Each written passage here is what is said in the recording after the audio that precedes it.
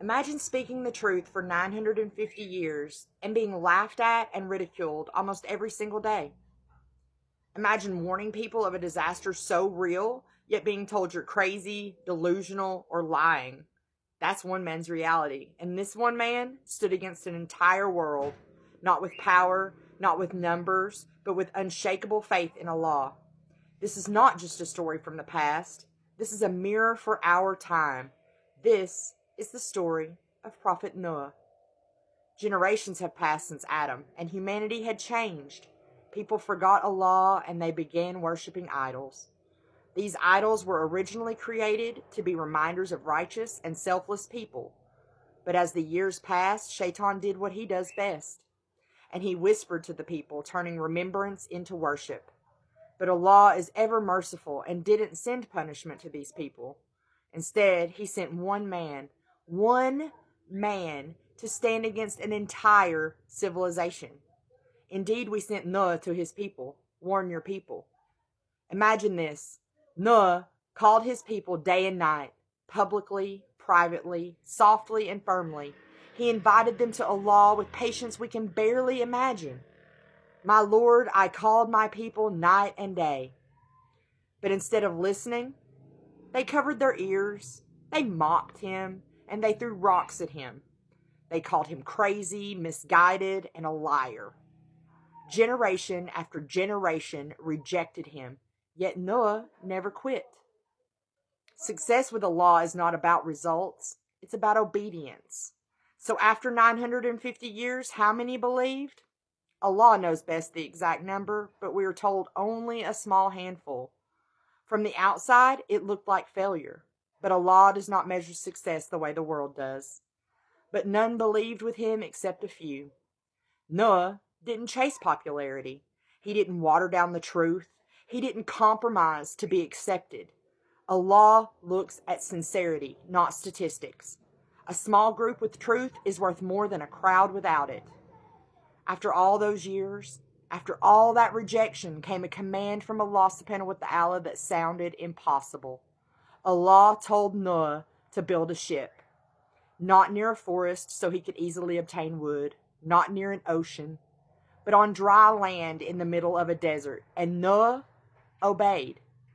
As he built the ark, people laughed and mocked him. I imagine them saying things like, "Where's the water, Noah? Are you building a ship for the sky?" He was constructing the ship, and whenever leaders of his people passed by, they mocked him. But Noah kept building, because obedience doesn't require understanding. It requires trust. Then one day, the sky broke open and the earth burst forth with water.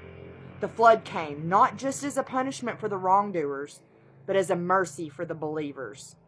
So he opened the gates of the sky with pouring rain. For 950 years, the believers were mocked, outnumbered, and surrounded by disbelief.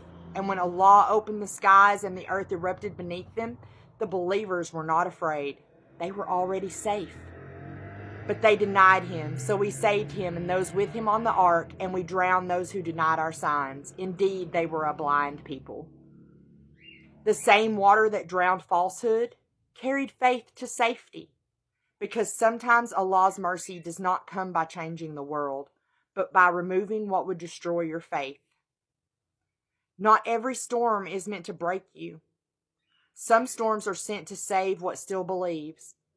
And so the ark, filled with 2 of each animal and the believers as Allah had commanded, floated, and everything else disappeared. This is the moment that teaches us that when the floods of life surround you, only faith and obedience in Allah saves. Among those drowning was Noah's own son. Even though he had called to him to come to Allah countless times before to no avail, the father's heart broke when he saw his son, and he called out again, "Oh, my son, come aboard with us." But his son did not believe and replied, "I will take refuge on a mountain to protect me from the water."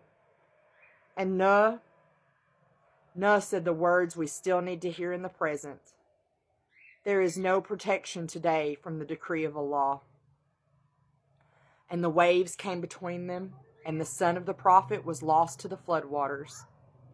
Safety is not found in worldly strength. Faith is not inherited. Being close to a believer doesn't save you. Being close to Allah does. When the flood ended, the believers stood small in number, but immense in faith. Noah stayed with Allah when everyone else turned away, and that is the message for us today. When no one listens, stay firm. When you feel alone, stay sincere. When life floods you with fear, stay obedient. When the world turns away, remain with Allah, because faith and obedience to Allah is the only thing that will truly save you. You aren't a prophet, but you will be tested. And when that test comes, ask yourself, am I chasing approval or salvation? And this is just the beginning. Stay tuned for the next episode where we journey to the people of Ad and the powerful story of Prophet Hud, a prophet who stood against arrogance, a nation that trusted strength over submission, and lessons about humility, warning signs, and what happens when people believe they are untouchable. You don't want to miss it. And if this story touched your heart, if you feel that pull inside of you, know that it is Allah calling you. Islam is not about perfection. It's about turning back to the one who created you, the one who never abandons those who turn to Him sincerely. Follow Allah, hold on to Him when the world lets go, because the ark of faith is still open and mercy is still within reach. Until next time, Assalamu alaikum wa rahmatullahi wa barakatuh.